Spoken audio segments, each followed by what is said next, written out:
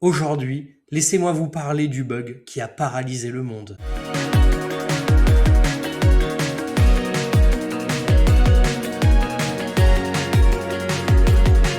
19 juillet 2024. Des avions restent bloqués au sol. Des banques cessent de fonctionner normalement. Des hôpitaux rencontrent des problèmes informatiques. Et partout dans le monde, des millions d'ordinateurs affichent un écran bleu.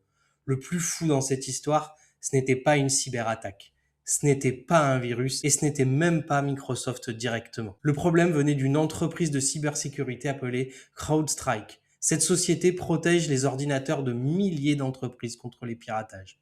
Le souci, c'est qu'une mise à jour envoyée automatiquement contenait une erreur critique, une simple erreur informatique.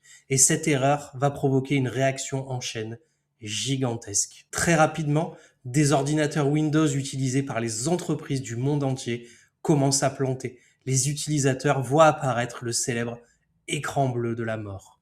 Et dans certains cas, les PC redémarrent en boucle. Impossible de travailler. Impossible parfois même d'accéder au système pour corriger le problème. Le chaos touche énormément de secteurs. Les aéroports, les chaînes de télévision, les banques, les hôpitaux et même certains services d'urgence. Des vols sont retardés partout dans le monde.